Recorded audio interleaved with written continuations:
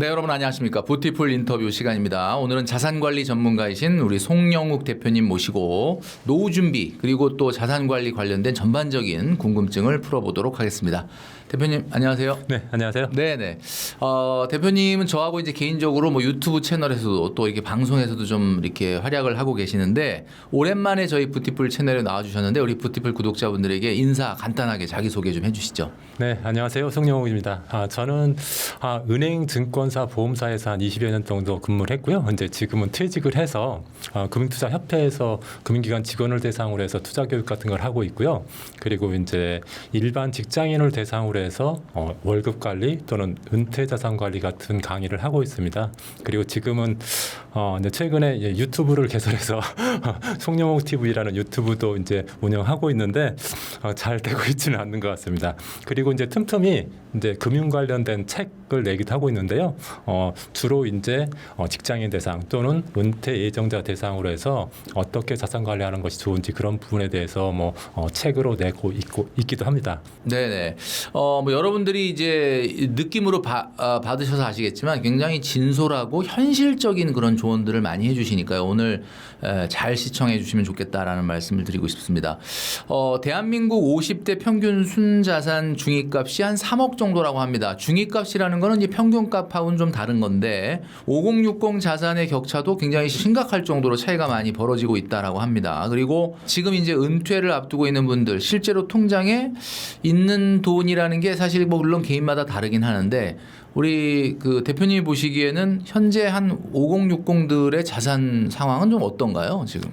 물론 제가 이제 평균적으로 얼마나 될지는 모르겠지만 제가 그냥 만나는 사람 기준으로 보면은 생각보다 그렇게 많지 않은 것 같습니다. 그렇죠. 한 3천에서 1억 정도 수준이 많은 것 같아요. 진짜 자산이 많은 사람 훨씬 많기도 하지만은 네네. 일반적인 그냥 직장 생활 하고 그 자영업 하시는 분들은 그렇게 현금 자산이 그렇게 많지 않고 부동산 자산이 이제 조금 비중을 그렇죠. 좀 많이 차지하고 있죠. 네네.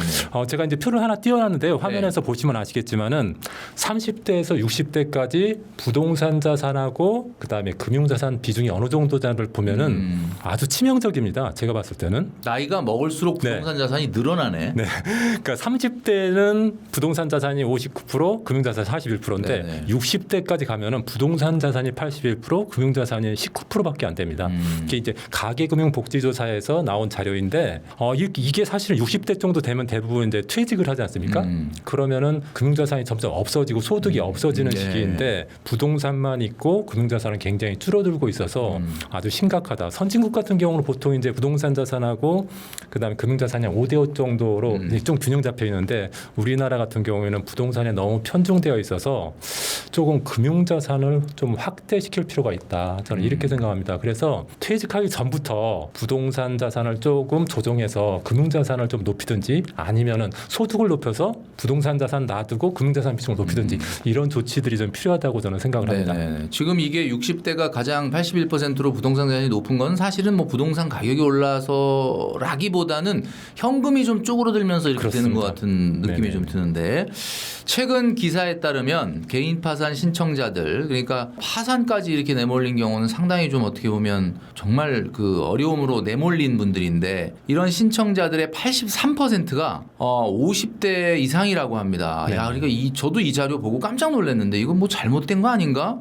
어떻게 83% 이상이 50대 이상. 점점 이렇게 노후 자산 관리를 실패하고 있는 중년층이 늘어나고 있다라고 하는데 이게 근본적인 이유가 뭘까요? 이게? 이제 제가 이제 사실은 금융기관에 있으면서 한 10,000명 정도의 고객을 만났었거든요. 이제 그 중에 이런 파산하신 분들도 계시고 또 자산을 잘 불려나가시는 분들도 있는데 제가 경험한 관점에서 봤을 때는 창업 리스크가 첫 번째인 것 같습니다. 창업해가지고 크게 깨지면서 파산하는 경우가 많고 제 주변에 잘 아는 지인 같은 경우도 퇴직하고 나서 창업을 조금 멋있게 한다고 했다가 그 코로나 경험하고 그다음에 그 이후에 계속 장사가 안 돼가지고 파산한 경우가 있었거든요. 그래서 창업하고 나서 요즘 사실 퇴직하고 나서 대부분 창업을 많이 하시게 되죠. 네네. 갈 데가 없으니까 재취업하기가 힘드니까 네네. 어쩔 수 없이 하게 되는데 창업 후 5년 동안 유지할 확률이 한 40% 정도밖에 안 된다고 하니까 한 과반수 이상은 실패한다고 보는데 창업을 가능하면 좀 하더라도 좀 소규모로 해서 점점 키워가는 게 좋을 것 같고요. 네. 가능하면 무자본 창업도 괜찮다. 저 같은 경우도 사실 퇴직하고 나서 예. 무자본 창업과 같은 하다 보니까 사실은 뭐 실패해도 크게 경제적인 위험은 없다 이렇게 생각이 되고요. 두 번째는 또 자녀 리스크가 있지 않나 생각이 됩니다. 네. 사실은 자녀를 되게 우선시하잖아요. 우리나라 사람들은. 그렇죠. 예. 그러다 보니까 생계비를 좀 줄이더라도 자녀 학자금 또는 자녀 결혼 자금을 부담하는 경우가 많거든요. 그러다 보니까 생계비는 점점 없어지고 또 대출을 받게 되고 그러다가 대출을 못 갚으면은 또 이제 그런 파산까지 이르게 되는 경우도 있는 것 같습니다. 그래서 자녀에 대해서 신경 쓰는 거 좋지만은 자기 노후 자산 관리를 해칠 정도의 수준의 자녀에 대한 지원은 조금 줄여야 되지 않을까 이렇게 생각하고요. 세 번째 또 제가 금융기관에 있으면서 많이 느꼈던 것은 투자 리스크죠. 무리한 주식 투자. 저도 증권회사에 있으면서 뭐 레버리지를 이렇게 해서 주식 투자하시는 분들 보고 그리고 퇴직금을 전부 다 주식에 몰빵해서 크게 깨지신 분도 봤고 그리고 최근에는 코인 투자로 되게 크게 실패하신 분들도 있었고요. 또 아주 나이가 많이 드신 분들은 그 금융사기, 금융사기를 당하신 분들도 종종 있습니다. 그래서 이런 것들을 좀 조심해야 될 필요가 있다. 그래서 노후 관리할 때 어떤 리스크를 좀 감안하면서 투자도 하고 창업도 하고 뭐 자녀에 대한 지원도 해야 되지 않을까 이렇게 생각하고 있습니다. 네. 지금 말씀해 주시는 리스크들이 어떻게 보면은 우리 주변에 사례들이 정말 많아요. 맞습니다. 네, 그래서 이거를 뭐 꼭 아마 우리 시청하시는 우리 구독자분들도 주변만 보시면 이런 것 때문에 어려움을 겪는 분들이 굉장히 많다. 남의 이야기가 아닐 수 있다라는 그렇습니다. 점을 새겨서 들어야 될 것 같습니다. 정부가 기초연금의 구체적인 개편 방안을 두고 고심 중이다라는 보도가 있었는데 수급 대상을 축소할지 아니면 저소득층을 별도로 보충급여를 줄지 뭐 이런 것들이 논의되고 있고 현행은 뭐 하위 70% 분들이 받을 수 있는데 이런 보도들이 나오고 있는데 대표님 보시기엔 이런 기초연금에 관련된 이런 내용 어떤 방향으로 좀 지금 개편될 것 같습니까 이게? 일단 기초연금하고 국민연금은 국가에서 보장해주는 그런 연금이잖아요. 국민연금은 내가 국민연금 보험료를 낸 경우에만 주는 거고 네네. 기초연금 같은 경우에는 그거 상관없이 일정 자격에 해당되는 사람은 모두 일괄적으로 지급하는 거지 않습니까? 그런데 이게 보통 이제 65세 이상 소득 하위 70%까지 주니까 최소한 10명 중에 7명까지는 그렇죠. 받을 수 있다는 거죠. 네.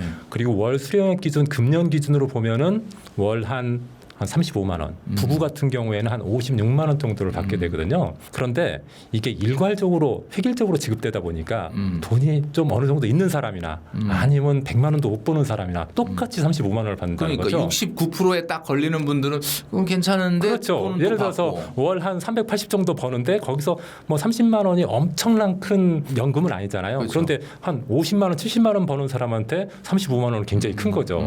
그래서 이제 정부에서 그렇게 나가는 것 같습니다. 조금 저소득층 같은 경우에는 조금 현행보다 좀 더 많이 주는 뭐 35만 원이 아니라 뭐 40만 원, 45만 원 주는 쪽으로 그리고 좀 중상위층은 조금 줄여가거나 대상자를 축소하는 쪽으로 나가는 것 같은데요.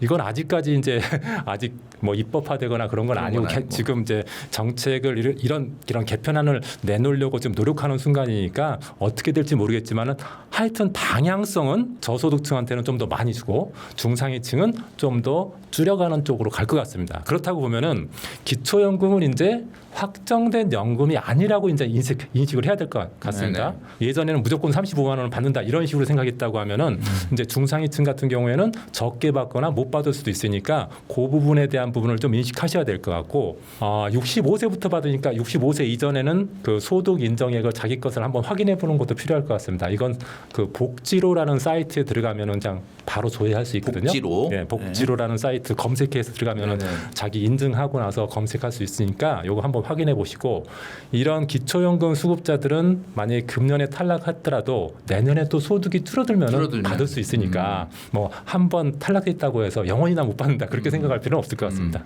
어쨌든 변화는 이런 방향으로 말씀 주셨던 방향으로 좀 이루어질 것 같다. 또 이제 관심을 갖고 있는 게 이제 중장년층들의 그 인구가 좀 늘어나면서 서울시 지하철 무임 승차 기준이 70세로 높이는 방안이 좀 검토 중이다. 노인 연령을 둘러싼 논의가 좀 확산되고 있다 이런 이야기들이 있는데 노인 연령 기준을 높여야 한다는 얘기는 꾸준히 그동안에 나왔던 얘기 같습니다. 근데 이제 저만 하더라도 이런 얘기가 나오니까 왜 내가 이제 65세는 영원히 안 올 줄 알았는데 이제 저도 나이가 먹다 보니까 그러면 이제 머지않아 65세 나도 될 수도 있겠구나 이 생각이 드는데 왜 이런 논의를 하는지 또 약간 개인적으로 그런 생각을 하게 되는데 어떻게 이렇게 실제로 노인 연령이 상향될까요? 어떨까요? 상향되는 게 좋을까요? 나쁠까요?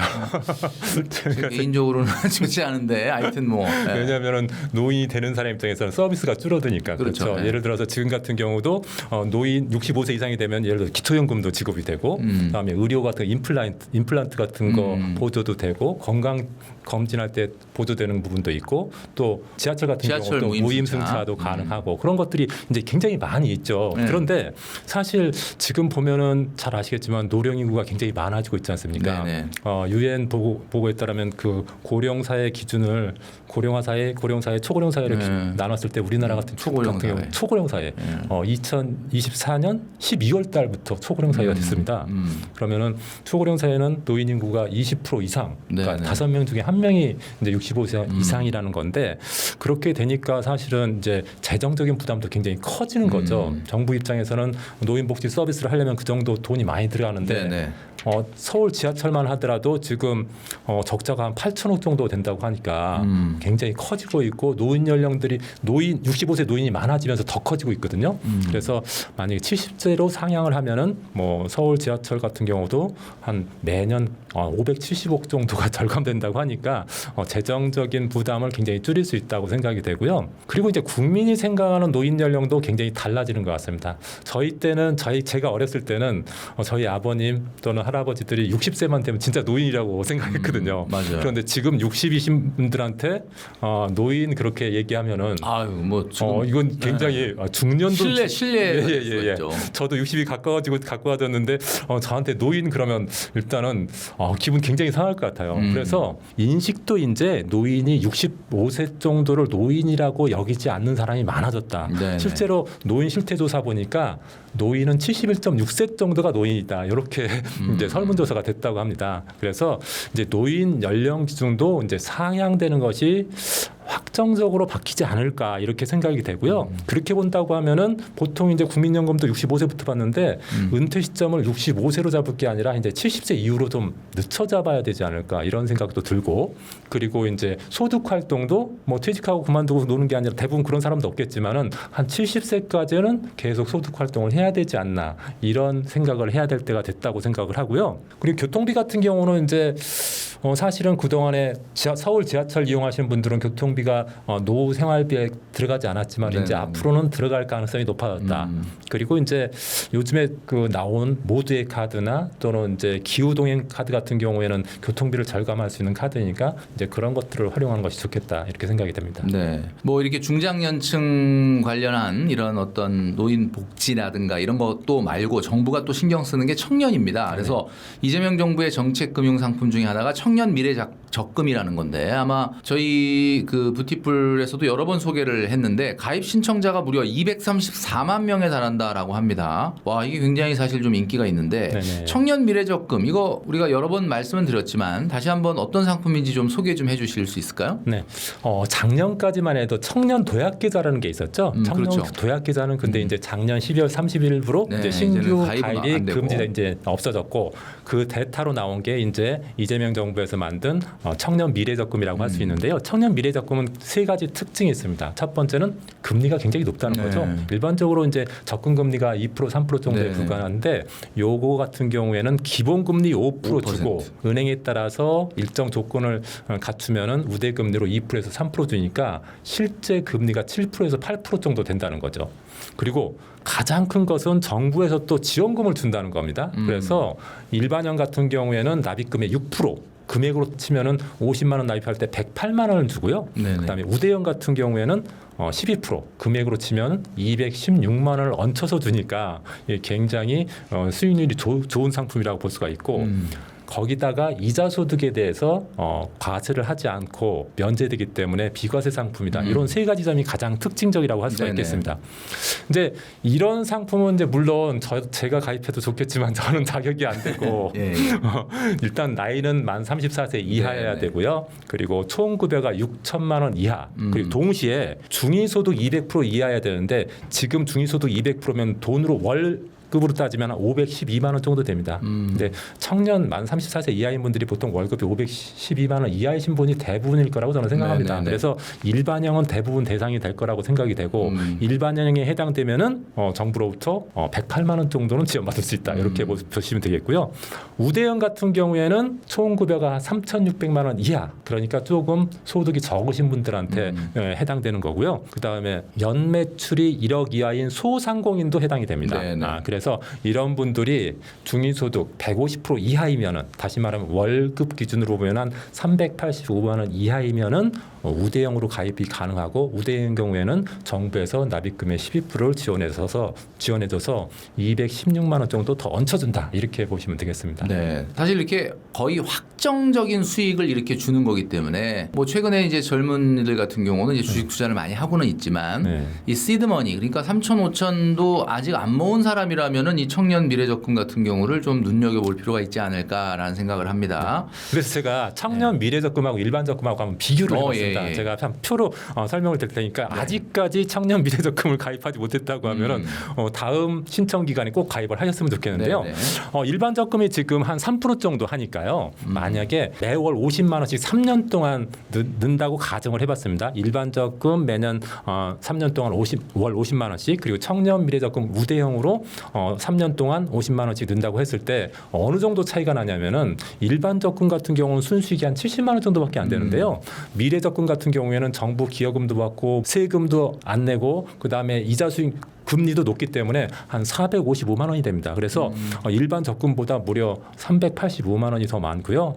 일반 적금보다 수익률이 한 6배도 많죠. 6배. 네. 그러니까 이런 상품들은 반드시 가입해야 된다고 생각하고요. 가능하면은 월급에서 그냥 자동이체 되도록 미리 등록을 하는 게 좋다고 생각이 되고 한 가지 좀 주의할 점은 여러분들 이제 여기 이 방송 들으시는 분들이 이제 부모님 세대가 많으실 텐데 부모님들이 대신 납부하지 않았으면 좋겠다. 이 상품 자체가 물론 청년들의 어떤 자산을 증식하는 부분도 있지만은 저축 습관을 만들어주는 그런 취지도 있거든요. 그래서 스스로 돈을 벌어서 스스로 저축할 수 있는 습관을 이런 통장을 통해서 한번 만들었으면 좋겠다 이런 생각이 되고 1차 지금 신청 기간은 끝났습니다 이미. 그렇죠. 예. 그래서 아까 뭐 234만 명 네, 됐다고 그랬는데 와 이게 뭐 그럼에도 불구하고 가입하지 않은 제 주변에 보니까 안 한 사람이 있더라고요. 그렇죠. 예. 이분들은 12월 달에 또 2차 신청 기간이 있으니까 그때는 꼭 좀 가입을 하셨으면 좋겠습니다. 네. 아까도 말씀드렸던 것처럼 우리 부모님들이 노후 자금을 헐어다가 자녀를 지원하는 건 안 된다라고 아까 대표님이 얘기하셨으니까 스스로 좀 가입할 수 있도록 유도를 해주시는 게 좋겠다라는 말씀을 좀 드립니다. 요즘 시중은행의 예금 금리는 뭐 2, 3% 아까 말씀 주셨던 것처럼. 근데 대표님 유튜브 채널을 보니까 거기에 또 가끔 이렇게 굉장히 특판 금리로 나오는 고금리 상품들을 소개를 해주시던데 지금 좀 주목해 볼 만한 어떤 고금리 상품이 있다 그러면 어떤 게 있을 수 있을까요? 제가 어제 조회해봤더니요. 모 저축은행 적금 상품은 26%. 와 26%. 그리고 이게 뭐 무슨 조건이 있긴 하겠죠. 그러니까요. 우리은행 같은 경우에도 13%짜리 적금이 있더라고요. 그런데 이런 적금 수익률에 너무 올인하지 말고 사실은 그 속에 함정들이 있거든요. 그래서 소액 특판 적금 가입하는 것은 괜찮은데 이걸 통해서 굉장히 많은 수익을 얻겠다 이런 것들은 그렇죠. 이런 생각은 너무 지나친 생각이다. 왜냐하면은 이런 고금리 특판 상품 같은 경우에는 일단 납입 한도가 제한돼 있습니다. 보통 이제 10,000원에서 30만 원. 그러니까 그거 뭐 수익률이 높아도 사실 만기까지 받았자 4만 원에서 6만 원 정도 더 받는 거거든요. 그래서 금액 자체가 별로 안 되고 만기도 짧습니다. 한 달에서 6개월 정도. 그리고 우대 조건이 되게 까다롭죠. 없죠. 보통 이제 뭐 카드도 써야 되고. 카드를 뭐 50만 원 이상 써야 된다거나 또는 뭐 추첨을 통해서 3%만 26% 준다 뭐 이런 식이다 보니까 이게 사실은 제가 이제 특판 적금 예전에 누군가 물어봐서 이것을 소개를 했는데 이거 가지고 재테크하기에는 너무 금액이 적고 조건이 너무 까다롭다. 그래서 혹시라도 이제 소액 한 뭐 20만 원, 30만 원 정도 나는 적금으로 넣고 싶다 그럴 때 만약 이 조건을 충족할 수 있다고 하면은 그런 분들은 할만하지만은 이것을 중점적으로 하는 것은 현실적으로 뭐 그렇게 적절하지 않다 이렇게 생각이 되고요. 그리고 우대 조건 카드 같은 거 뭐 매월 50만 원, 70만 원 써야 된다 이런 것 때문에 오히려 지출이 더 많아지면은 네네네. 오히려 이자 조금 더 받고 지출이 많아지면 어차피 그 의미가 지출을 꼭 쓴다면 모르겠는데 그게 네네. 아니라 그러면 이 이자를 받기 위해서 하는 것은 안 되는 거예요. 네네네. 당연히. 그래서 이게 고금리 보통 이제 그런 썸네일 같은데 뭐 고금리 26% 그러면은 너무 막 이거 거기에 막 현혹되는 그렇죠. 것이 있는데 사실은 그런 썸네일 제목에 현혹되지 마시고 이런 함정 같은 그런 부분도 좀 알아두셔야 되지 않을까 이렇게 생각이 됩니다.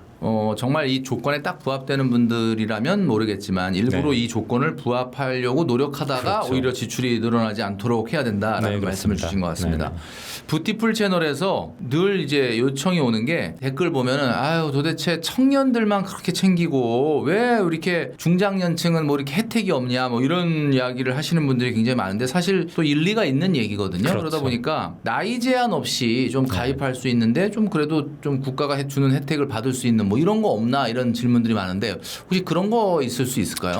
이게 수익률이 무려 300% 되는 통장이 있습니다. 나이 제한 300%. 네, 나이 네. 제한이 없는 예.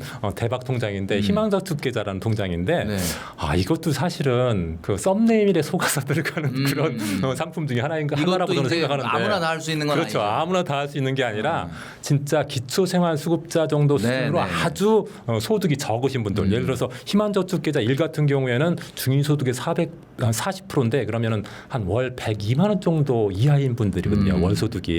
그리고 희망저축 2 같은 경우에는 중위소득 50%니까 한 128만 원 이하 정도. 이제 그러니까 굉장히 어려우신 분들. 어쩌면은 문제는 이런 분들은 저축도 못할 정도. 근데 이런 분들이 또 할 수 있는데 몰라서 안 할 수도 있는 거예요. 그렇습니다. 그래서 제가 이제 그런 부분을 말씀드리고 싶은데 이런 분들이 또 이제 조금 더 수입이 높아지거나 다른 소득이 생기면 저축할 수 있는 여력이 생길 수도 있죠. 네네. 다른 사람으로 인해서 좀 소득이 생기면은 그런데 희망저축 1 같은 경우에는 납입 금액의 300%까지 국가에서 지원을 했습니다. 그러니까 10만 원 내가 납입하면은 그냥 국가가 30만 원을 30만 원. 국가가 준다는 거죠. 그냥 주는 거네. 네, 그러니까 만약에 10만 원씩 3년 동안 넣으면 자기가 낸 돈은 360만 원인데 국가에서 한 1,440만 원을 주는 겁니다. 그러니까 근데 아무리 어려워도 10만 원은 할 수 있지 않을까요? 그러니까요. 그래서 그런 부분은 좀 신경을 썼으면 그래, 좋겠다. 이건 신경 몰라서 써야 못 하시는 분들은 네. 꼭 이런 것을 좀 챙겼으면 우리 좋겠고요. 구독자님들이 해당이 안 되더라도 주변에 진짜 어려운 분이 있다 그러면 이런 거 하시는지를 좀 물어보셔야 되는 거죠. 그렇습니다. 그리고 희망저축계좌 2 같은 경우는 300% 지원까지는 안 되고요. 이것은 이제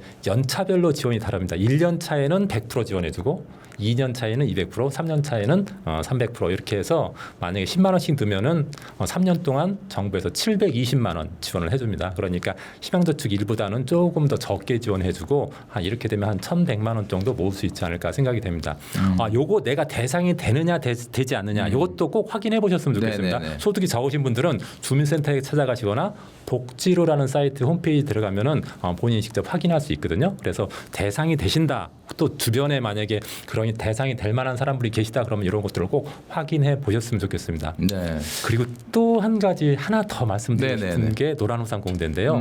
사실은 이제 퇴직하고 그러신 분들은 직장이 없지 않습니까? 네. 직장이 없으면은 보통 이제 자영업자가 되거나 뭐 프리랜서 활동을 하거나 그렇지 않습니까? 그럴 때 가입할 수 있는 상품이 노란우산 공제라는 네. 상품인데 노란우산 공제는 소득공제 최고 매년 600만 원까지 가능하니까 뭐 10년 동안만에 노란우산 공제하면 6천만 원 소득공제 되는 거죠. 네. 그리고 자영업자가 절대 놓치면 안 되는 상품, 프리랜서들이 절대 놓치면 안 되는 상품이라고 저는 생각을 하거든요. 네네. 일반적으로 소득공제 600만 원 하면은 물론 사업소득이 얼마냐에 따라서 굉장히 차이가 있지만은 적게는 38만 원, 많게는 154만 원까지 매년 소득공제를 세액공제를 받을 수가 있거든요. 그러니까 꽤 큰 그 절세 혜택이라고 볼 수가 있고 직장인이 아닌 경우에는 퇴직금 역할을 할 수 있는 것이 없잖아요. 네. 직장 다니고 있으면 퇴직연금이 계속 적립이 되지만은 네네. 직장이 없으면 퇴직금으로 할 수 있는 게 이런 노란우산 공제라고 할 수가 있고요. 그리고 노란공제 가입하면 지방자치단체에서 1년 차에는 연 24만 원 또는 36만 원 정도 또 별도로 줍니다. 희망장려금으로. 그리고 어제 제가 조회해 보니까 운용금리가 한 3.7% 정도 되더라고요. 은행 보통 접근금리보다 좀 높고 낮진 않네요. 단리가 아니라 복리로 운영되기 때문에 장기로 갔을 때 수익률이 더 좋다 이렇게 볼 수가 있고 또 압류가 금지된다는 점이 특징입니다. 일반적으로 자영업자들이 사업하다가 망하는 경우가 압류딱지 붙어가지고 압류당하는 경우 있잖아요. 자기 자산 압류당하는 경우가 있는데 노란우산공제는 압류할 수 없습니다. 그러니까 여기다 많이 넣어놓으시면은 혹시라도 뭐 채권 상환을 못해서 만약에 압류가 들어왔을 때 내가 요 돈으로 재활할 수 있는 다시 한번 부활할 수 있는 일어날 수 있는 경제적 자금을 여기다 마련할 수 있다. 이런 점에서 자영업자나 프리랜서라면은 꼭 저는 가입하라고 말씀드리고 싶고요. 이런 것도 노란우산 그 콜센터가 있습니다. 거기 전화하면은 상담사가 직접 오더라고요. 요즘에는. 지금 여기 전화 나오고 있는데 1666에 네네네. 9988. 제가 이제 공무원도 아닌데 어쨌든 여러분들한테 좋은 상품이니까 네네네. 이런 상품 가입했으면 참고를 좋겠고. 많이 좀 해주시면 좋을 것 같아요. 네. 그리고 7월달 지금 7월달인데 7월달에 가입하면 한 5만 원 상당 어떤 그런 페이도 준다고 하니까 경품? 이왕 가입할 거면은 7월달에 빨리 가입하자 이렇게 말씀드리고 싶습니다. 연금저축펀드의 경우에 그 세액공제를 돌려주니까 수익률로 따지면은 환산하면 거의 19.5%나 다름없다라는 이야기가 있는데 이게 55세 이후에 찾아야 되니까 좀 네. 장기 투자를 해야 된다라는 어떤 그런 점이 있는데 연금저축펀드에는 어떤 상품들을 이렇게 넣는 것이 좋을까요? 일반 연금저축의 가장 특징적인 것이 세액공제 해준다는 점이죠. 네네. 매년 한 16.5%에서 16.5%에서 13.2% 정도 네네. 세액공제를 해주니까 매월 50만 원씩만 적립해도 꽤 많은 세금을 환급받을 수 있다. 또는 세금을 적게 냈다고 하면 추징당한 걸 막을 수 있다는 점이 좋고요. 그리고 과세 이혼 효과가 있죠. 예를 들어서 일반적으로 보통 상품은 내가 매도할 때 세금 정산해서 바로 내야 되는데 이것을 연금 수령 이후로 미룰 수 있으니까 굉장히 유리하죠. 우리가 대출이자를 만약에 지금 내야 되는데 10년 후, 20년 후에 낸다고 하면 굉장히 좋은 것처럼 그렇죠. 세금도 지금 내야 되는데 만약 10년 후, 20년 후, 30년 후에 조금씩 내도 된다고 하면 이건 굉장히 큰 효과거든요. 그렇죠. 그래서 이런 것들이 좋은데 이런 과세 이혼 효과 때문에 해외 주식형 ETF 같은 경우는 연금저축을 하는 게 좋습니다. 해외 주식형 펀드가 이제 비과세 효과는 없지만은 과세 이혼 효과는 연금저축에서 활용할 수 있기 때문에 이런 것들을 활용하는 게 좋겠고 그리고 아시다시피 일반 이자 배당 소득세에 대해서 15.4% 세금을 내야 되지만은 연금저축에 넣으면 3.3에서 5.5%로 저율과세되니까 장기 투자한 후 연금으로 수령하는 방법으로 선택할 때는 이런 연금저축에 상품을 많이 넣는 게 좋겠다. 다만 그럼 어떤 상품을 넣느냐 이게 중요하다고 생각되는데요. 저는 저 개인적으로 그렇게 하고 있고 추천을 이렇게 많이 하는 게 국내 지수형 ETF의 50% 해외 지수형 ETF의 50% 이렇게 넣는 것을 저는 많이 말씀드리고 있습니다. 사실 우리나라 시장이 좋을 때가 있고 또 미국 시장이 좋을 때가 있지 않습니까? 네네. 그래서 어떤 테마 ETF보다는 그냥 지수 ETF가 신경 쓰지 않아도 되지 않습니까? 일반적으로 네네네. 일반 테마가 있는 오랫동안 해야 될 상품이니까. 그렇죠. 일반 지수는 장기적으로 봤을 때는 항상 우상향하니까 우리나라 같은 경우는 뭐 코덱스 200이나 타이거 200 같은 거, 미국 같은 경우에는 뭐 미국 S&P 500이나 뭐 나스닥 100 ETF 같은 게 있지 않습니까? 이런 걸로 반반씩 투자해서 하는 게 좋지 않을까 이렇게 생각이 되고요. 그래서 저는 개인적으로 일반 제 지인이나 상담하는 사람들한테 연금저축에 월 50만 원을 꼭 넣자 이렇게 많이 말씀을 600만 드립니다. 원 연간. 네, 연간 600만 원 세제 혜택을 받으니까 그러면은 국내 지수형 ETF에 한 25만 원. 예를 들어서 코덱스 200이나 타이거 200이 한 25만 원. 그다음 미국 지수형 ETF인 뭐 코덱스 미국 S&P 500이나 뭐 타이거 미국 나스닥 100 이런 미국 주식에 한 50만 원 정도 이렇게 나눠서 넣자. 그리고 연금저축 IRP가 연금 계좌인데 각각 하나씩만 만들 게 아니라 두 개는 만들자. 그래서 하나는 뭐 계속 적립식으로 계속 유지할 수도 있고 또 하나는 나중에 나이가 되면 연금으로 또 빼야 될 계좌도 있지 않습니까? 그런데 연금을 빼기 시작하면 거기서는 적립 계속 못 하거든요. 그래서 연금저축도 두 개, IRP 계좌도 두 개 이렇게 해서 지금 적립식 투자를 시작해 나가는 것이 좋겠다 이렇게 생각을 합니다. 네. 올해 코스피가 굉장히 급등을 했죠. 그러면서 네네. 이제 국민연금의 국내 주식 비중의 목표치도 크게 웃돌았습니다. 네네. 그래서 이 때문에 이제 국민연금이 7월 1일부터는 그 비중을 좀 낮추면서 리밸런싱을 좀 하고 있고 네네네. 그 여파로 이제 국내 주식이 좀 조정을 받고 있는데 이렇게 엄청난 매도 폭탄 뭐 폭탄이란 표현 좀 어쩔지 모르겠는데 어쨌든 이렇게 꾸준히 이 연기금에서 매도가 나오게 됐을 때 이 좀 사실 부담스러울 수밖에 없는데 실제 이 공단이 이달 들어와서 비중 축소를 시작했는데 국내 증시가 이제 한번 크게 출렁거리고 앞으로도 이제 좀 줄기차게 이렇게 연기금이 좀 매도를 하게 된다 그러면 영향을 좀 받을 것 같은데 어떤 영향을 받게 될까요? 제가 지금 증권 투자를 한 게 한 30년 정도 되거든요. 진짜 그 사이에 굉장히 많은 여러 그런 가지 일이 있었습니다. 있었죠. 9.11 테러도 있었고 뭐 여러 가지 이렇게 큰 폭의 변동성이 있었던 시대가 네네네. 시절이 있었거든요. 근데 최근에는 그런 변동성이 너무 자주 반복된다는 게 굉장히 힘들었던 것 같습니다. 네네. 그런데 국민연금이 이제 어떤 리밸런싱 차원에서 그러니까 우리나라 주식을 매도하면서 증시에 충격을 준 점이 없지 않아 있다고는 생각됐지만은 저는 그건 일시적이라고 생각이 됩니다. 그리고 만약에 내가 1억을 주식 투자하는데 주식 평가액이 올라가지고 1억 2천이 돼서 2천만 원 정도 판다고 했을 때 그 2천만 원 팔 때 주가를 막 떨어뜨리기 위해서 노력할까요? 저는 그렇지 않다고 생각하거든요.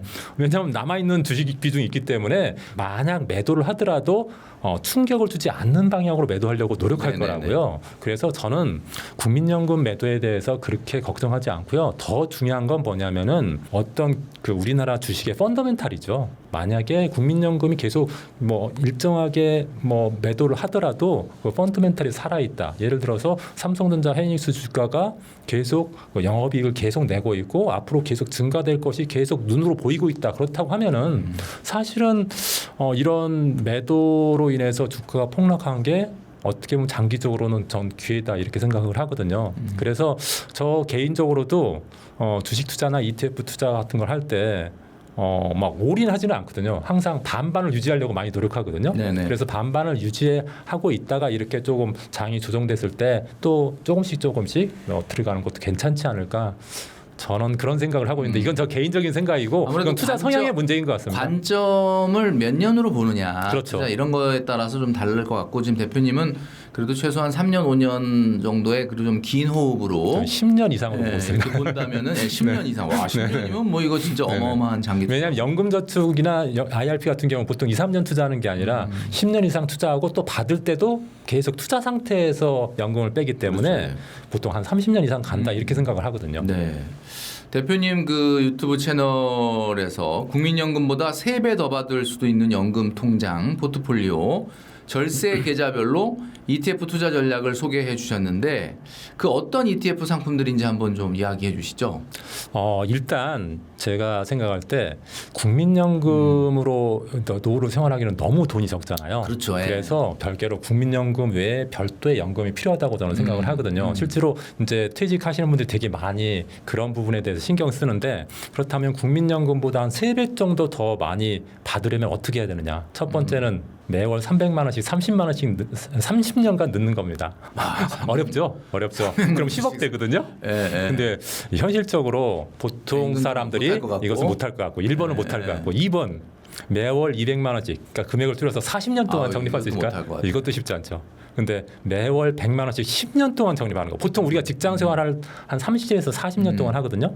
뭐 30년에서 40년 정도 하는데 30년, 40년은 아니더라도 10년에 100만 원. 그러니까 어느 순간에 내가 소득이 제일 높아졌던 시점에 한 100만 원씩 하는 거. 더더욱이 요즘 같은 경우에는 맞벌이가 많았잖아요. 네네. 저희 시절에서는 사실 맞벌이가 별로 없었는데 지금 맞벌이가 많아져서 자기가 소득이 좋은 시점에 월 100만 원씩 10년 정도는 적립할 수 있지 않을까. 이렇게 생각이 되거든요. 3번은 조금 만만해 그렇죠. 보이는데 이거 하려고 딱 그랬더니 아이 이제 학원비가 막 그래도 도전해야 됩니다. 이제 제가 생각할 때는 이제 그런 걸 여러 가지 어떤 변명을 대면은 결국 노후를 못하게 되거든요. 네. 그래서 일단 목표를 이렇게 잡는 게 좋다고 생각하고 그걸 제가 지금 수치로 조금 네네. 표현하자면은 국민연금보다 3배 더 받을 수 있는 2가지 조건만 충족하면 되거든요. 2가지 조건. 네.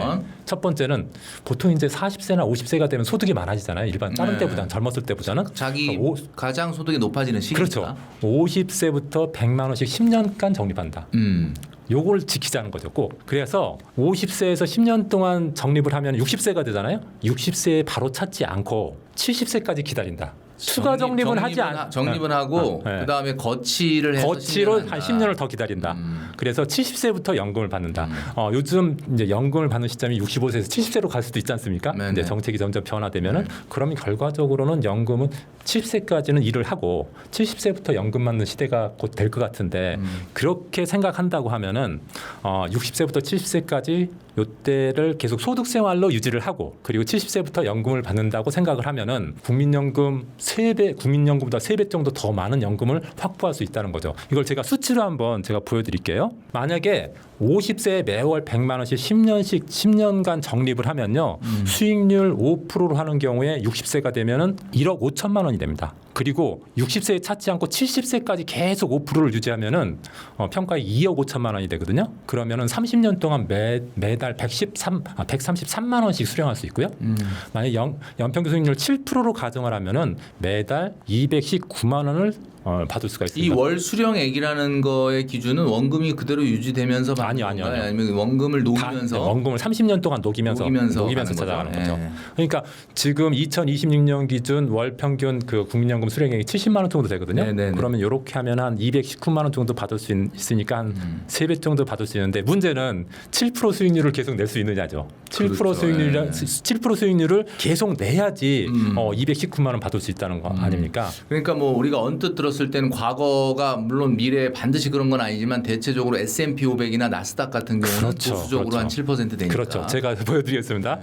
최근 그 30년 지수 데이터를 기반으로 저 보니까 코스피 200 같은 경우는 30년 동안 연평균 상승률이 한 8% 정도 된다고 하고요. 코스피보다 코스피 200이 훨씬 상승률이 높습니다. 코스피는 이 정도 안 됩니다. 한 4%에서 5% 정도밖에 안 되는데 코스피 200은 그래도 괜찮은 종목으로 그렇죠. 구성되어 있기 때문에 좀 높고요. 이것은 작년 말 기준인데 금년 기준으로 하면 10%가 넘더라고요.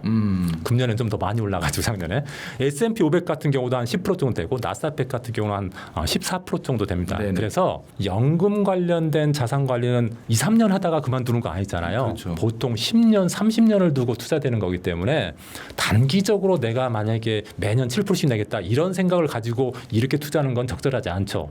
그런데 7% 이상 수익률을 난 10년 이상 장기 투자하면서 누리고 싶다 그랬을 때는 이런 코덱스 200이나 미국 S&P 500이나 나스닥 100 ETF에 넣어서 충분히 가능하다는 것이 과거 사례를 보면은 입증이 되고 있거든요. 그래서 큰 욕심 부리지 말고 연 7% 정도 목표 수익률을 낸다고 하면은 이런 지수 ETF에만 넣어도 충분하다. 3년, 4년, 5년 만에 끝내는 상품이 아니고 20년, 30년을 두고 계속 가져가는 상품이라고 하면은 이런 지수 ETF로 이런 수익률을 충분히 낼 수 있다고 생각이 됩니다. 그래서 그렇게 하면 아까 국민연금보다 3배 정도 많은 수익률을 냈는데 만약에 50세에 시작하는 게 아니라 40세에 시작했다. 그러면은 6배 더 받을 수 있어요. 6배요? 예. 그러니까 40세 분들이면 좀 잘 주목을 하셔야 될 것 같아요. 그렇죠. 요즘에는 이제 저희가 젊었을 때보다 좀 일찍부터 재테크에 신경 쓰는 사람들도 많아졌거든요. 네네. 40세가 아니라 30세부터 준비하시는 분들도 많이 있고 20대에도 막 그런 그 친구들이 되게 많이 있는 것 같습니다.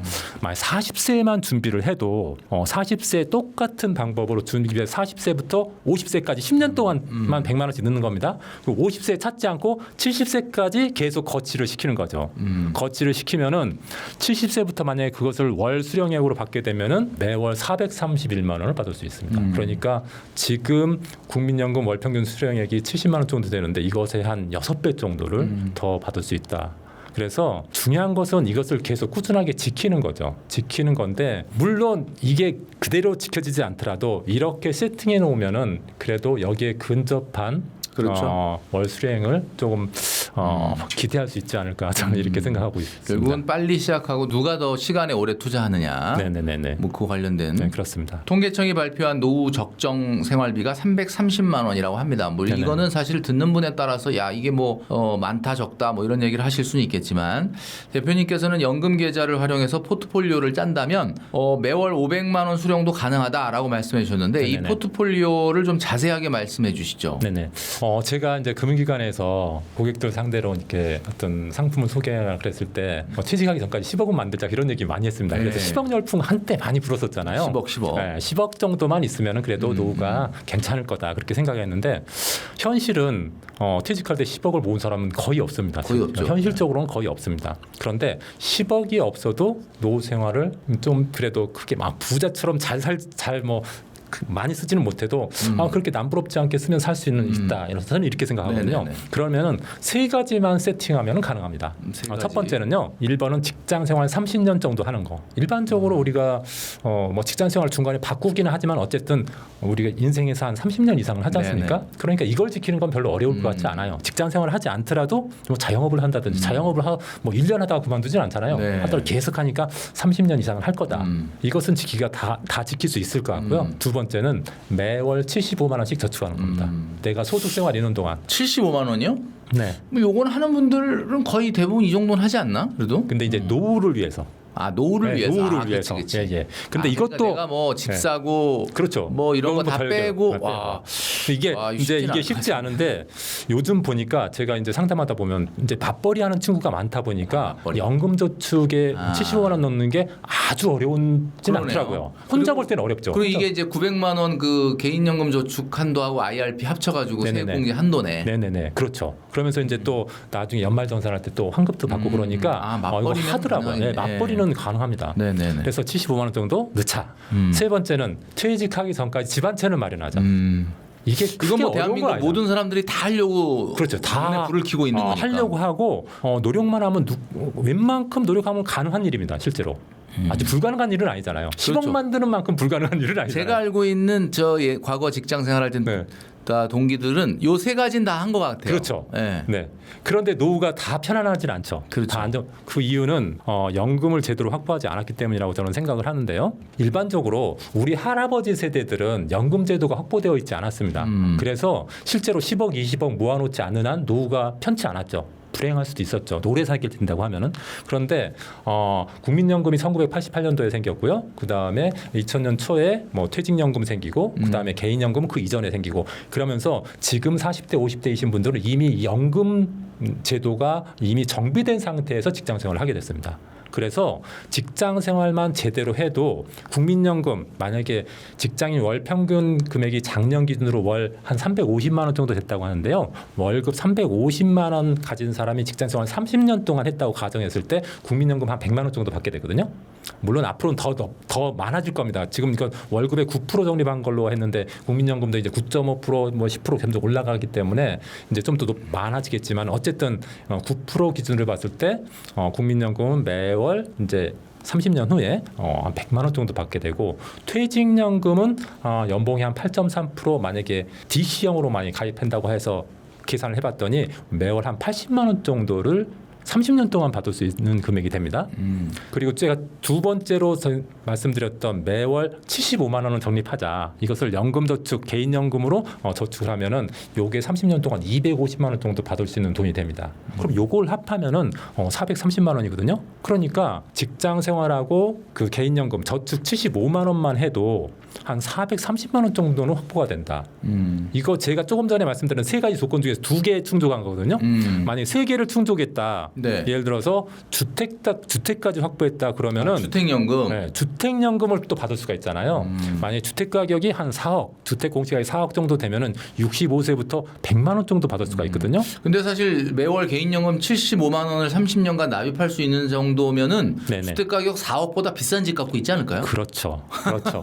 그러니까 530만 원 훨씬 넘겠죠. 네네네, 훨씬 넘네. 그리고 이것은 지금 맞벌이를 가정하지 않은 거잖아요. 맞벌이한 경우에는 국민연금, 퇴직연금이 여기서 또 플러스 되겠죠. 그러니까 맞벌이를 해야 부자가 되네. 부자 정도가 뭐 어느 정도가 부자라 할지는 모르겠지만은 노후는 이런 맞벌이 하면은 이런 연금제도 4개 연금만 제대로 구비를 해도 생활하는데 크게 지장이 없다. 그래서 저는 꼭 이 세 가지 좀 지켰으면 좋겠습니다. 그러니까. 직장 생활 30년, 그다음 월저축 75만 원, 퇴직 전 집안채 마련. 요것만 지켜도 요거 다 지키고 네. 매년 해외여행 가는 거, 골프 치는 거 이런 것만 안 하면은 진짜 그럼요. 넉넉하게 살겠네요. 네네네, 근데 그렇습니다. 거기 매년 해외여행 가고 뭐 1년에 한 2번씩 가고 뭐 골프 치고 이러면은 이렇게 돼도 그렇죠. 이건 못 버틸 것 못 같고. 버팁니다. 최근에 그 기존 연금 보험의 단점을 보완한 톤틴 연금에 대한 관심이 커지고 있습니다. 저희 채널에서도 여러 번 이런 이야기를 했는데 기존 연금과 다르게 이 톤틴 연금 또 생소해 하시는 분들도 있을 거예요. 어디선가 들어봤는데 이 톤틴 연금이라는 게 어떤 건지, 만약에 이 톤틴 연금에 1억 정도 넣어두면 최대 얼마씩 받을 수도 있는지 이 톤틴 연금 좀 얘기를 해주시죠. 제가 사실 예전에 교보생명에서 근무를 했었거든요. 거기서 이제 설계사들 이제 교육도 하고 또 네네. 수금 관리, 영업 관리도 하고 그랬는데 네네네. 그래서 이제 보험에 대해서 좀 많이 알 수 있는 상황이 됐었는데 저는 보험회사 들어가기 전에 보험에 꽤 많이 가입을 했었거든요. 근데 보험회사 들어가서 다 해약해 버렸습니다. 거의 다 해약했습니다. 보험회사를 네. 들어가서 오히려. 왜 보험에 실체를 받나요? 왜 그런 겁니까? 이렇게 보니까 사실은 보험에는 내가 낸 적립금을 모두 나를 위해 쓰는 게 아니라 내가 보험료 중에서 일부는 사업비로 빼가고 그렇죠, 예. 또 책임준비 금면에서 보험 사고 난 거에 대해서 위험보험료로 빼가고 그 나머지를 이제 투자하게 되는 거기 때문에 기본적으로 원금을 까먹고 시작하는 거거든요. 거기다가 사업비 같은 거 뗄 때는 내가 낸 부분만 해서 떼는 게 아니라 전부 다 납입한 걸 가정해서 뭐 2% 이렇게 띄거든요. 그러다 보니까 한 1년, 2년 만에 뭐 보험을 해약하면 하나도 못 받는 경우도 있잖아요. 그렇죠. 그래서 보험 목적에 충실한 보험은 괜찮다. 그렇지만은 어떤 투자나 연금 목적으로는 제가 볼 때는 좀 적합하지 않다고 생각을 했습니다. 그래서 일반 연금보험도 저는 연금보험보다는 연금 펀드를 더 선호하고요. 그다음에 여기 일반 연금보험하고 톤틴연금하고 비교하자면은 일반 연금은 내가 적립한 거에다가 일정 금액 이자 상당액을 뭐 연금으로 주지 않습니까? 근데 톤틴연금 같은 경우에는 적립금의 일부만 지급하고 나머지는 오래 산 사람한테 주는 그런 연금이군요. 그래서 오래 살면은 톤틴연금이 유리하지만은 오래 살지 못하면은 오히려 일반 연금보다 더 불리할 수도 있고 또 다른 사람들이 빨리 이렇게 돌아가셔서 생길 수 있는 거를 내가 오래 살아서 가져가는 거예요. 그러니까 그게 좀 저는 감정적으로 조금 미안하기도 하고 예를 들어서 좀 그런 부분이 있는 것 같기도 하고 좀 그런 부분이 있어서 제가 어쨌든 그 뭐 일반 연금보험하고 톤틴연금을 좀 비교를 해봤습니다. 네네. 어떤 것이 더 좋은지. 네. 톤틴연금이 요즘에 또 이슈화 되고 있긴 하니까 네. 그래서 제가 뭐 뱅크샐러드라는 자료를 참조해서 보니까 만약에 40세에 톤틴연금에 1억을 납입했다 그랬을 때 20년은 60세에 개시하면은 톤틴연금이 일반 연금보다 한 19% 정도 더 많이 받게 되고요. 그다음에 70세 총 수령액 기준으로 70세에 개시를 하면은 일반 연금보다 38% 더. 38%. 네. 80세에 수령하면은 69%. 그러니까 어쨌든 오래 살면 오래 살수록 더 많이 받는 구조로 되어 있습니다. 대신에 일찍 돌아가시면은 원금도 못 받는 경우가 발생할 수도 있습니다. 네, 그러니까 극단적인 경우에 만약에 10년 이내에 만약에 돌아가셨다 그러면은 아니 중도해지한다 그러면은 반 이하로 받는 경우가 많다고 그러더라고요. 그 구체적인 부분은 뭐 설계 내용을 어떻게 하느냐에 따라 다르기 때문에 확정적으로 말씀드릴 수는 없지만 어쨌든 10년 이내에 보통 해약을 하면은 뭐 반토막 이상 난다 이렇게 설명을 하더라고요. 근데 제가 생각했을 때는 톤틴연금은 몇 가지 뭐 이런 톤틴연금이나 이런 연금은 몇 가지 제가 생각하는 단점이란 건 뭐냐면은 중도해지 뭐 원금 손실이 너무 크다. 웬만한 뭐 20% 30%가 아니라 50% 이상 손해가 날 수 있다는 점. 이런 그러니까 것들이 진짜 이거는 정말 연금으로 사용할 재원만 해야 그렇죠. 그 중에 일부만 가능한 게 좋은 것 같고 그리고 톤틴연금은 일시수령은 안 되고 종신토록 연금으로만 받아야 됩니다. 네네네. 네, 이제 그런 점도 어떻게 보면은 조금 좀 불리한 부분이 될 수가 있고요. 그리고 일찍 죽으면은 내가 낸 돈도 다 못 받는다. 그런 부분이 좀 단점인데 저 같으면은 이것은 순수하게 이제 저 개인적인 생각인데 저 같으면은 1억이 있다면 차라리 절세 계좌를 활용하는 게 더 좋겠다고 생각합니다. 예를 들어서 3단계로 이제 절세 계좌를 활용할 수가 있는데 만약 1억 있다고 하면은 일단 1억을 IS에 1억까지 넣을 수 있지 않습니까? 그러니까 IS에 일단 1억을 넣어서 비과세 혜택도 보고 또 만기가 되면은 연금 계좌로 이전하면서 그 세액공제 혜택을 추가로 받을 수가 있지 않습니까? 그리고 원래 연금 계좌는 1,800만 연간 1,800만 원까지밖에 못 넣는데 IS에 넣은 돈을 연금 계좌로 바꿀 때는 1,800원을 초과해서 또 추가로 넣을 수 있잖아요. 네네. 그래서 그런 점 때문에 1단계 일단 ISA 계좌에서 1억 원 넣어놓고 그다음 만기가 되면은 그것을 ISA 계좌에서 연금 계좌로 이체를 해서 세액공제도 받고 과세 이연 효과도 받고 추가 납부 1,800만 원 외에 또 추가로도 납부할 수 있는 그런 혜택도 보고 그다음에 추가 납부해서 그 세액공제 받지 않은 부분에 대해서는 나중에 출금할 때 비과세 혜택도 보게 되거든요. 그런 혜택. 그러니까 보험에서 가장 좋은 장점 중에 하나가 비과세인데 이 절세 계좌는 비과세 혜택도 볼 수 있고 세액공제, 과세 이연 혜택 보는 게 훨씬 더 많다는 거죠.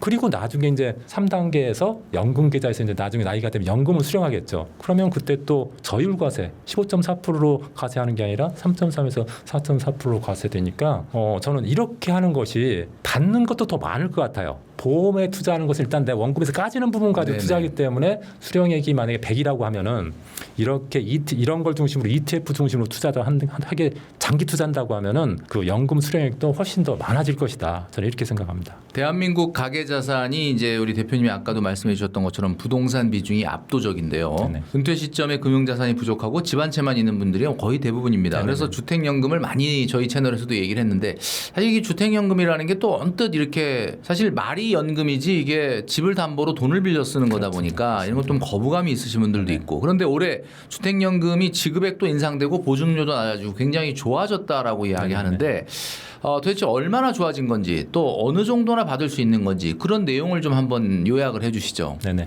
조금 전에 말씀드렸다시피 주택연금이라는 게 대출이니까 사실 주택연금까지 가지 않고 국민연금, 퇴직연금, 개인연금을 해결할 수 있으면 그걸로 해결하는 게 그렇죠. 가장 좋다고 생각이 되고 굳이 뭐 주택연금을 추가로 할 필요는 없다 이렇게 생각이 되는데 이제 돈이 부족하고 우리나라 같이 이제 나이가 들어서 부동산 비중이 많은 그런 가계 구조를 가지고 있는 경우에는 이제 주택연금을 활용할 수밖에 없습니다. 네네. 그런데 최근에 주택연금이 좀 개편된 게 있습니다. 그래서 네네. 그걸 먼저 말씀을 드리고 네. 좀 상세 부분 말씀드리도록 하겠습니다.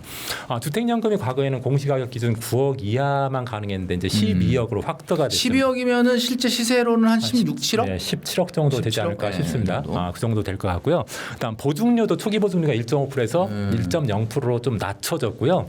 그다음 총 지급 한도라고 해서 100세까지 사는 걸 기준으로 했을 때 한 5억 정도가 총 지급 한도였는데 이제 6억으로 늘어나서 월 지급액이 한 20% 정도 인상 효과가 생겼다 이렇게 보시면 되겠고요. 그다음 저가 주택 지원이라고 해서 주택 공시가격이 1.8억 미만인 경우 굉장히 이런 분들은 조금 좀 야, 저소득층이 이건 뭐 진짜 좋은 혜택이네. 이런 분들한테는 일반형보다 25% 정도 더 줍니다. 그러니까 이런 분들은 꼭 이런 것을 활용하는 게 좋을 것 같고요. 그다음에 원래 주택연금 받으면 실거주를 반드시 해야 실거주. 되는데 입원을 하거나 또는 자녀가 봉양해서 잠깐 자식 집에 가 있거나 또는 노인 복지 시설 뭐 주거 시설 같은데 뭐 요양소 같은데 가는 경우에는 그 실거주를 안 하더라도 주택연금 그러니까 이 부분이 상당히 제가 봤을 땐 좋아진 것 네네네, 같은데 맞습니다. 입원이나 노인 주거복지시설 입주라는 거는 딱 입증이 되지만 네네. 자녀가 나 지금 저기 부양 때문에 내가 자녀 집에 가 있다 이거는 사실 그냥 자녀 집에 가 있으면 되는 거 아닌가요? 그러게요. 그건 이제 잘 모르겠는데 어쨌든 이렇게 실거주 예외 상황이 많아진다는 것은 주택연금을 활용하는 사람 입장에서는 굉장히 좋은 거죠. 이게 왜 실거주라고 하는 부분이 사실 이슈가 될 수 있냐면 실거주를 안 하게 되면 그 집을 또 세를 주고서 세를 받을 수도 있잖아요. 그렇죠. 그렇죠. 자, 이게 제가 보기에는 모르겠 자세한 어떤 그 안에 어떤 검증을 하시는지는 모르겠지만 일단 네네네. 겉으로는 되게 좋아진 것 같은 네네네. 느낌이 나네요. 요즘에는 검증 시스템이 굉장히 좋아졌더라고요. 그 동선도 확인할 수 있고 그래서 그러니까. 예. 세대 이제 이음 연금. 세대 이연연금이라는 것은 이제 부모가 주택연금을 받고 있었는데 받고 있는데 그것을 이어서 자녀가 만약 그 연금 수령 이 시기가 되면 그것을 받을 수 있다는 거. 예전에는 그냥 부모님이 돌아가시면 주택을 처분하고 나머지 부분을 이제 상속을 받거나 받았는데. 이렇게 했는데 이제 이어서 받을 수도 있다. 뭐 이렇게 바뀌었습니다. 네네. 근데 이런 부분이 이제 대표적으로 좀 바뀐 부분이고요. 실제로 그러면은 내 주택연금 가입하면 얼마나 받을 수 있을까를 네네, 이게 제일 궁금한데. 2026년 지금 기준으로 한번 보겠습니다. 여기서 이 가격은 시세죠, 그냥? 공시가격입니다. 공시가격인가요? 공시가격 기준입니다. 공시가격. 공시가격이니까 실제 가격이 이거보다 좀 높다고 봐야겠죠. 예. 근데 1억만 돼도 공시가격 1억만 돼도 70세 되면 한 31만 원 정도 매월 죽을 때까지 받을 수가 있고요. 3억이면 92만 원, 4억이면 123만 원, 5억이면 154만 원, 12억이면 341만 원 정도 받게 되는데요. 제가 생각했을 때는 아까도 제가 잠깐 말씀을 드렸지만은 연금은 가능하면 70세 이후부터 받자. 70세까지는 가능한 소득 활동을 하자. 이렇게 이런 생각이고 주택연금은 늦게 받으면 늦게 받을수록 더 많이 받거든요. 네네. 수령액이 많아집니다. 그래서 가능하면은 안 받으면 좋고 어쩔 수 없이 받아야 된다고 하면은 최대한 늦춰서 받자. 이렇게 저는 말씀을 드리고 싶습니다. 특히 이제 부동산 비중이 워낙 우리나라 노인들은 많다 보니까 그러니까요. 주택연금을 활용할 수밖에 없는데 가능한 한 최대한 늦게 받자. 이렇게 말씀드리고 싶습니다. 네. 지금 뭐 12억에 70세 하면 341만 원인데 네네. 국민연금 이런 거 따로 받고 이러면은 이거 꽤 정말 됩니다. 굉장히 여유 있는 노후 생활이 그렇죠. 가능하지 않을까. 그렇죠. 은퇴를 앞두고 있지만 노후 준비가 덜 되어 있는 분들이 굉장히 많습니다. 앞으로 그 은퇴까지 5년 정도 남은 분들이 가입하면 좋을 만한 연금 상품. 그러니까 아직 엄청나게 오래 남은 것도 아니고 그렇다고 뭐 내일 모레가 당장 또 네네. 은퇴는 아니지만 한 5년이다. 그럼 이 애매한데 이런 사람 나도 뭐 할 수 있어 이렇게 궁금해하시는 분이 많은데 어떤 상품이 가장 좋을까요? 제가 최근에 제 주변에 제가 좀 취미 동호회 중에 한 분이 이런 분이 계시거든요. 취직을 한 5년 정도 5년. 제가 이분한테 얘기한 걸 가지고 좀 표로 만들어봤습니다. 그럴 때 일반적으로 한 퇴직 5년 전 정도 되면은 좀 모아놓은 들이 있습니다. 예금도 있고 뭐 보험도 있고 뭐 펀드도 좀 넣은 것도 있고 이렇게 막 산산이 이렇게 이렇게 나눠져 있더라고. 보니까 이게 조금 유기적으로 결합해서 좀 수익률을 좀 좋게 해야 되는데 막 쪼개져 있습니다. 그래서 제가 생각했을 때는 막 이렇게 쪼개져 있다고 하면은 최소한 쪼개진 거를 다 모아서 1억 9천을 만들어라. 1억 9천 정도. 1억 9천은 어떤 거냐면은 세제 혜택을 가장 많이 받을 수 있는 금액이거든요. 그런데 그럼 어떤 상품, 어떤 계좌를 이용하느냐? 그러니까 5년 퇴직을 5년 정도 남겨뒀다고 하면은 절세 상청사라고 하는 ISA, 연금저축, IRP를 적극적으로 활용해야 된다. 그냥 단순하게 10만 원, 20만 원 넣는 정도가 아니라 적극적으로 활용을 해야 되는데 그동안에 이렇게 여러 계좌, 다른 예금, 펀드, 주식 이렇게 나눠져 있던 돈을 여기로 다 몰아라. 그래서 ISA 계좌에 1억 원 모아라. ISA 계좌는 1년에 한 2천만 원까지만 넣으니까 5년 내내 걸쳐서 1억 원 만들어서 여기서 이제 고배당 ETF 같은 거에 든다. 고배당 ETF에 넣으면 거기서 배당 소득에 대해서 비과세 되니까 일단은 비과세 효과가 좋고요.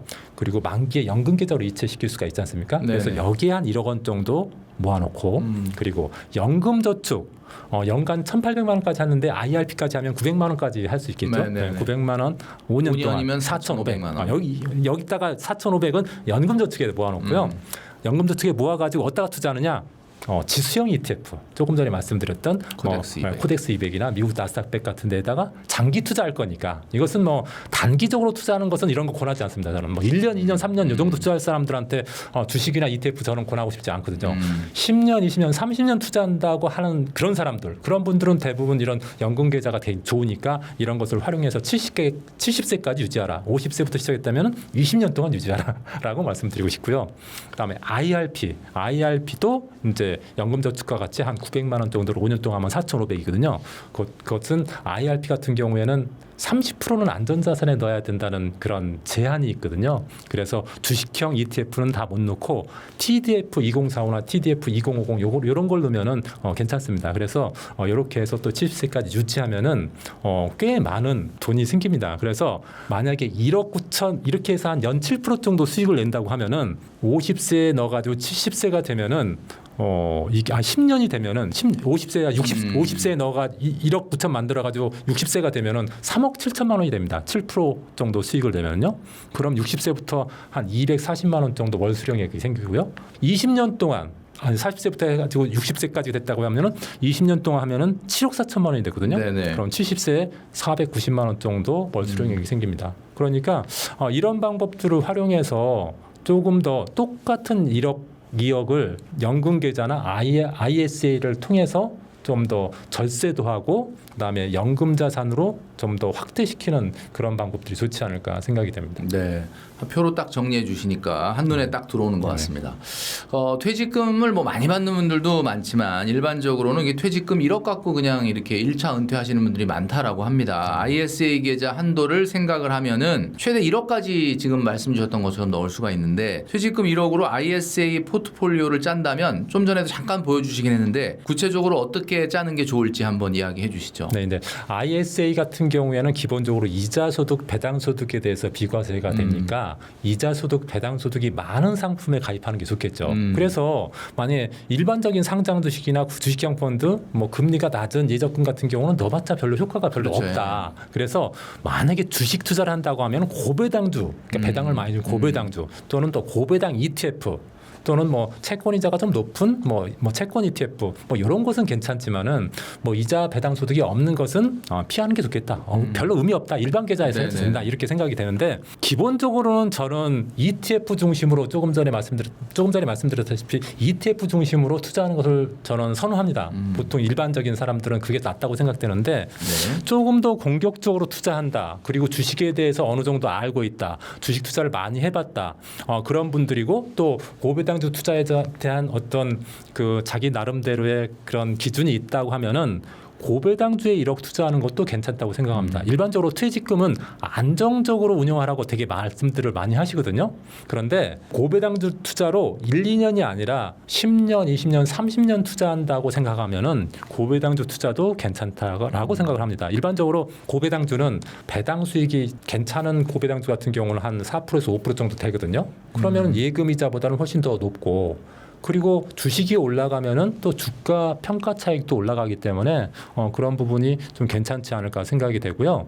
이런 부분이 조금 나는 주식에 대해서 좀 혐오감을 갖고 있고 싫다, 또 관리하기가 힘들다 그렇다고 하면은 그냥 편하게 지수 ETF, 국내 지수 ETF와 미국 지수 ETF를 하는 게 좋지 않을까 이렇게 생각이 됩니다. 그 많은 분들이 걱정하시는 부분 중에 하나가 연금 많이 받으면 세금도 나올 수 있다는 거, 건보료 네네. 폭탄 맞는다던데 뭐 네네. 이런 이야기들입니다. 네네. 실제로 퇴직하고 나서 이제 지역가입자가 되시고 나서 네네. 건보료 그 금액 보고 깜짝 놀라신 분들이 많다라고 하는데 이거 건보료 이거 좀 줄일 수 있는 방법 효과적으로 어떤 방법이 있을 수 있을까요? 네, 간단하게 4가지 정도만 말씀드리겠습니다. 저도 사실은 퇴직하고 나서 건보료가 2배 오르더라고요. 네네. 그게 당연할 수밖에 없는 게 그 직장 다닐 때는 직장이 직장에서 내주니까. 50% 내주니까 나는 50%만 부담하면 되니까. 네네. 그리고 또 퇴직을 하면은 자기 월소득뿐만 아니라 재산에 대해서도 그 건강보험료가 산정되는데 네네. 어떤 기준이 되니까 더 많아질 수밖에 없죠. 그런데 가장 좋은 방법은 자녀나 배우자 명의 피부양자로 등록하는 거죠. 그러면 보험료를 하나도 안 내도 되니까 그러면서 보험 혜택을 받으니까 그게 가장 그게 좋은데 소득이 그렇죠. 1,000만 원 이하여야 되나요? 소득 기준은 2천만 원입니다. 2천만 원. 2천만 원. 그러니까 소득이 되면은 피부양자가 되는 그렇죠. 거죠. 소득 기준 2천만 원 이하. 그다음에 재산은 과세 표준 기준 5.4억 이하여야 됩니다. 근데 그런 기준이 그게 해당된다고 일단 하면은 제일 좋기는 한데 제일 좋긴 한데 사실 이것도 계속 유지할 수 없는 게 쉽지가 않죠. 예. 일반적으로 이제 뭐 집값도 올라가는 경우가 많고 또 연금 소득을 받으면 연금도 점점 올라가고 그러다 보면 요걸 넘어가는 경우가 많기 때문에 오랫동안 피부양자 활용 전략을 활용하기는 그렇게 넉넉치 않다 이렇게 생각이 되고요. 두 번째는 재취업하는 거죠. 다시 재취업을 하게 되면 또 월급에 대해서 월급에 대해서 보험료가 산정되고 또 직장에서 말 50% 그대로 지원해 뭐 주니까 직장 생활을 연장하면 그렇죠. 네. 이제 이렇게 하는 것도 좋은 방법이고 이제 그렇게 할 수 없다 그런 경우에는 임의 계속 가입 제도라는 게 있습니다. 그래서 이제 퇴직하고 3년 동안은 직장에서 냈던 보험료를 보험료로. 그대로 인정해 주는 거. 이것은 신청을 반드시 해야 됩니다. 신청하지 않으면은 이게 안 되거든요. 그러니까 임의 계속 가입 제도를 신청해서 직장에서 받았던 보험료를 그대로 3년 동안 낼 수 있도록 이렇게 하는 것을 활용하는 것도 좋은 네네네. 방법이고요. 마지막으로 이건 언제나 지켜야 되는 부분인데 절세 상품을 잘 활용하는 겁니다. 일반적으로 비과세 상품, ISA나 뭐 예를 들어서 비과세 종합저축 상품이나 또는 주식 매매 차익 같은 경우 이런 것에 대해서는 그 건보료 산정 대상에 법적으로는 되는데 실제로 아직 거기서 그 건보료 산정할 때 적용하지 않고 있거든요. 네네. 그러니까 이런 것들을 활용하는 것이 좋겠다 이렇게 생각이 됩니다. 네.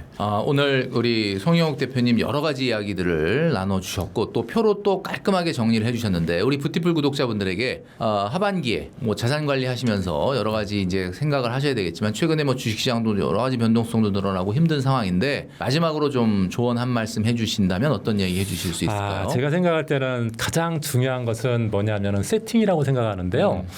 제가 제 동기들도 있고 제 지인들 중에서 노후를 걱정하는 애들이 되게 많이 있었습니다. 사실은 저희 나이 때가 이제 노후를 걱정할 때이기 네네. 때문에 한 10년 동안 노후 걱정을 했는데 10년이 지났는데 지금도 걱정만 하고 있는 친구들이 있어요. 행동은 안 하고. 그러니까 걱정만 하고 행동을 안 하는 거죠.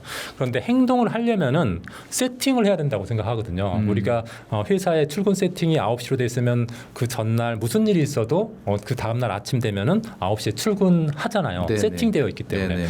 자산도 그렇습니다. 은퇴 자산이나 아니면 월급 세팅이나 다 그런 것들이 중요한데 세팅을 먼저 하는 거죠. 그런 세팅에는 월급 세팅하고 은퇴 세팅이 있는데 월급 세팅은 이제 좀 일할 시간이 많은 분들, 뭐 30, 40 세대 이런 분들은 월급 세팅이 굉장히 중요한데 제가 직장 생활할 때 그 돈을 잘 불리는 사람들을 봤더니 이분들이 월급 세팅을 잘하더라고요. 그러니까 월급 세팅이란 게 수입 관리, 그 다음에 투자는 얼만큼 하고 어떤 상품에 투자하고 지출은 얼만큼만 하고 이런 것들을 미리 정해버리는 거거든요.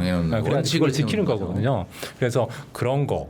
그리고 은퇴 세팅 이제 나이가 한 조금 지긋해가지고 은퇴를 앞두고 있다고 하고 하면은 조금 내가 지금까지 자산이 어느 정도 돼 있고 비중이 그 금융자산과 실물자산 비중이 어느 정도 되는지 또 연금 내가 얼만큼 확보했는지 그리고 지출은 내가 얼만큼 하고 얼만큼 할 계획인지 이런 것들을 한번 세팅하고 나면은 그 다음에 실행하기가 좀 더 좋아지거든요. 근데 그런 걸 안 하고 계속 걱정만 하고 있으면은 이제 뭐 이루어질 건 없죠. 그래서 저는 이런 월급 세팅이나 은퇴 세팅에 대해서 이제 제 송영욱 TV에서 이제 많이 그런 부분 구체적인 부분에 대해서 말씀드리고 있는데 그런 그 부분 송영욱 TV를 이제 운영을 하고 계시는데 네네. 그거 홍보도 좀 해주시죠. 예. 예.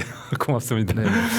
저 송영욱 TV 같은 경우는 지금 주로 이제 월급 세팅하고 은퇴 세팅을 중심으로 해서 자산 관리를 좀 더 좀 정직하고 효율적으로 할 수 있는 방법에 대해서 말씀을 드리고 있는데 단순하게 그냥 마인드만 주는 게 아니라 실제로 어떤 자산 배분을 하고 어떻게 상품을 세팅하고 네네네. 어떻게 가져가고 사후 관리는 어떻게 하고 이런 부분에 대해서 좀 더 구체적으로 말씀드리려고 노력하고 있거든요. 네. 그래서 지금 오늘 이 방송을 들으신 분들 중에서 저희 송영욱 TV 구독하시고 저희 저기 SYOK123 골뱅이 다음.net으로 전자책을 신청하시면요 2026년 자산관리 방법을 제가 정리한 전자책이 있거든요. 그것을 보내드릴 테니까 여러분들 그거 보시고 여러분들 자산관리에 좀 도움이 되셨으면 좋겠습니다. 자, 오늘 대표님 나와주셔서 너무 여러 가지 좋은 이야기 해주셨는데 우리 송영욱 TV도 한번 여러분 꼭 구독 눌러주시고 가서 한번 봐주시면 좋겠다라는 말씀을 드립니다. 자, 오늘 대표님 모시고 여러 말씀 나누어 주셨는데 대표님 나와주셔서 감사합니다. 네, 고맙습니다. 네.